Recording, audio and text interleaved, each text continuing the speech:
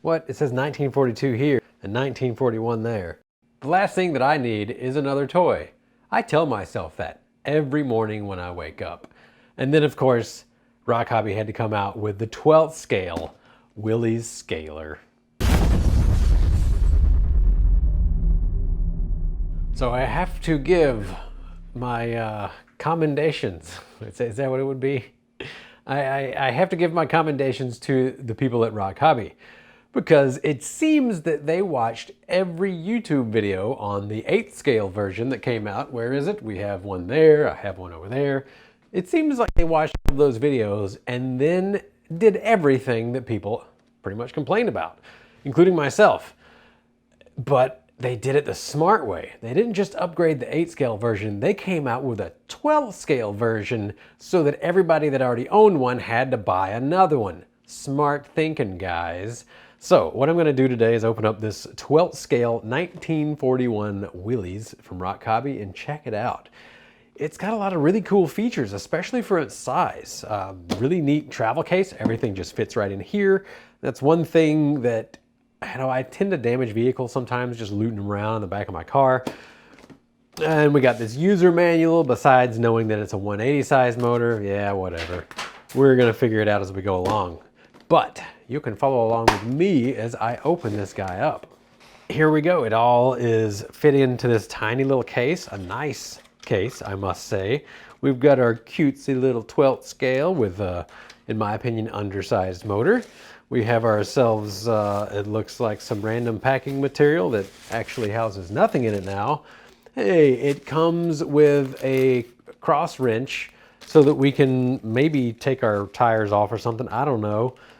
It kind of bothered me when I got the Rift that it didn't even come with one of these, even though, I've already got 20 of them. It's not like I need more. So my disappointment with the Rift was completely misplaced. Oh, I need one more.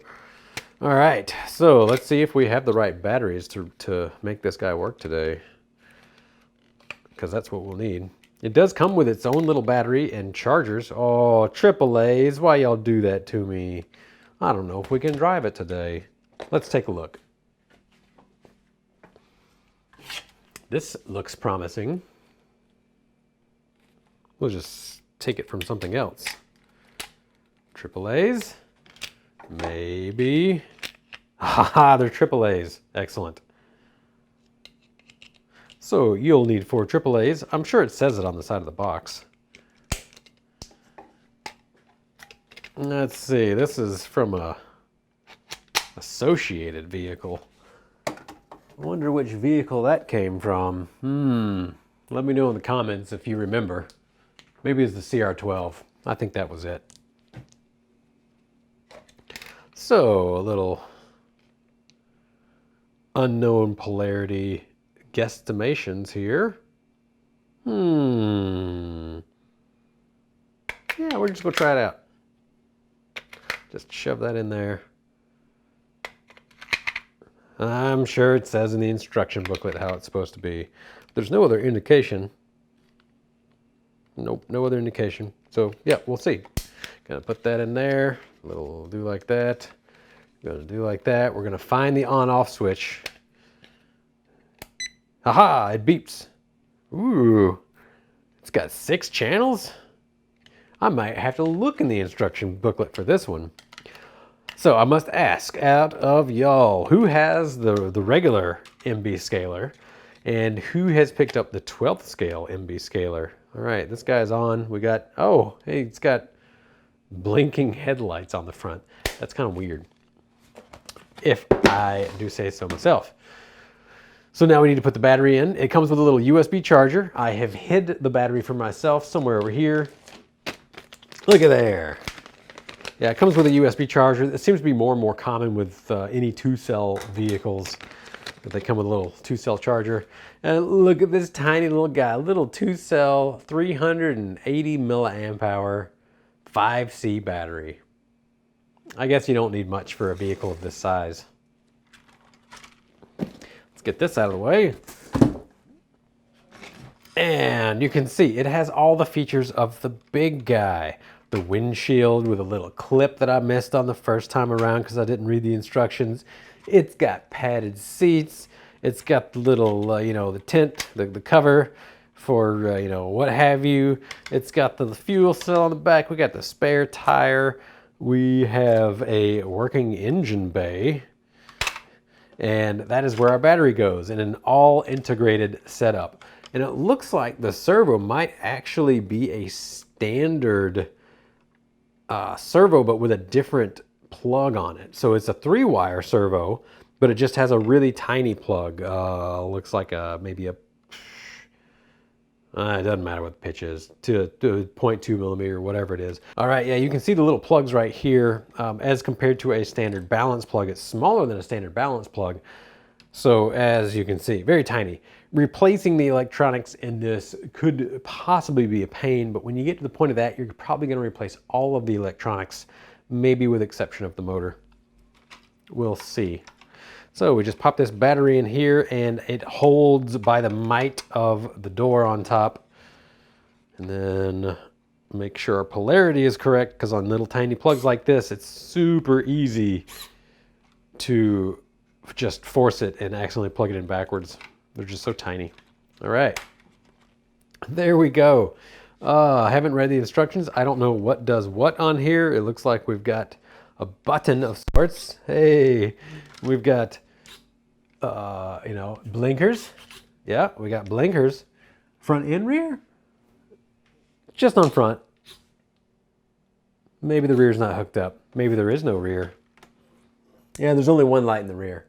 Just the brake lamps. Let's see, do they light up more when we go? Oh, they do. The brake lights get brighter in reverse. How about that? And it's got a little kind of a time to it. So there's kind of some smart circuitry to this. Neat. All right, how's our low speed control? Wonder what, yeah, it's probably in second gear. That's pretty fast for a little guy. I'm gonna hit that. Ooh, there we go. There's first gear. Double tap reverse. Yeah, double tap reverse.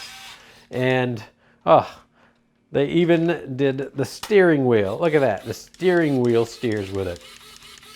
As much as I'm not a modeler, he did a really good job on this. This is a scale model, a very, very good scale model that happens to have lock differentials. Oh, it happens to have leaf springs. So that's, you know, one of the things that we kind of all complained about on the last one. An original Willys doesn't have coilovers, and so the leaf springs are actually more scale. And this one's got, it's got spring packs on there. We've got our main spring, and then 1, 2, 3, 4, 5, 6, 7 springs on there. It's got whatever you call the U-bolt, the shackles or whatever for it. We have the servo on chassis, pardon me, chassis mounted servo. It's got a transfer case right there with the contra rotating outputs. So if for some reason there was a different rear axle that rotated in the opposite direction, you could use that. It's really, I mean, they really packed a lot in this little guy. That's surprising, quite surprising. And just like, you know, a full-size one, you've seen the old videos, handles terribly. But let's see, do we have anything? I think I got rid of my indoor rock pile, possibly. Oh, no, I didn't. I see them. Let's just see what happens. So, just like the reel, when it has terrible approach and departure angles, I shall have to figure out how to get up this. Low speed control is not great. It's a good bit of gear lash in the drivetrain. But for what it is, for essentially a tabletop crawler, this is going to be great. I don't know if I'm going to hand it off to my kids because I don't know how stout the drivetrain is, but I'll figure it out. All right, yeah, I'll need some smaller rocks for this guy, I guess, because he really doesn't have a whole lot of articulation. There we go. We can do it. Yeah, look at that articulation. Almost a full 1/4 inch. We're just gonna beat it up on the rocks here. Ah, go through. Oh, oh, yeah, oh, ah. No. Double tap reverse. There we go. Woo! And I already heard a pop. So, probably the rear axle, I would guess. Maybe the front axle. Yeah, not really made to get into the rocks too heavy. Not a rock crawler, maybe a scaler. I'm gonna have to be a little bit more careful with it. So, I don't have a good spot outside for something of this delicacy, let's just call it. So what I'm gonna do is spend some time, and the next time I get out on the rocks, it's really wet outside today, I'm not gonna be able to. We just had, what, 10 inches of rain in 2 days. It's about 2 days away from that. So everything is just completely sopping wet, and there's still rain coming off of trees. Don't really want to put the cameras underneath that. So for now, I'm just going to call this good. This is a really cool little scale vehicle, kind of noisy in the gear train. We're going to need to put an outrunner in there so it'll drown it out, right? This is going to be fun though. If for nothing else, just a little scale model to play around with when it turns into winter time, because, you know, sometimes it gets pretty bad out there, especially in Missouri. All right, so what do you think about this? Have you picked up one? Have you wanted to pick up one? You know, it might not be the stoutest thing, but as far as a little scale rig, as far as something that we could use the body from and put other axles underneath, I think this is going to be a really good option. And just in general, like all the little details they put into it, really good option. While I'm talking about putting other axles underneath it, let's just check out some widths. Right, SCX24, a little bit more narrow, as you can see there. Not gonna quite work for a drop-in. CR12 axles. Let's take a look at that. So supposedly, you know, both 12th scale. Oh yeah, all kinds of bigger. Now, of course, the Willys Jeep is a fairly small vehicle in itself. So, you know, that's, yeah. This is a 12th scale that you can wheel that is harder to break. This is a 12th scale that is toy-like. Any other small vehicles that I have here? We've got this ECX here. Oh yeah, smaller axles. That's a lot smaller. So it looks like finding a proper replacement axle set for this, if we wanted to build it up, would be pretty problematic. There's a lot of mini axles out there that people have 3D printed, but besides that, yeah, we may just have to be very gentle with this. I was hoping that I could put in a better motor, at least a brushless motor, but you know, that might not be a good idea considering I've already heard the axles pop once. Yeah.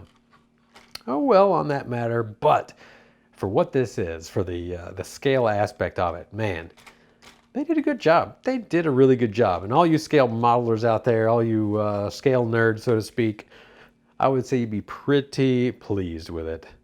Oh, got all kinds of other buttons. Maybe on the next one, when I go out to crawl, I'll figure out this too. If you do have any specific questions about it, be sure to put your comments down below. I will do my best to get to them. As always, I do thank you for tuning in. Have a good day.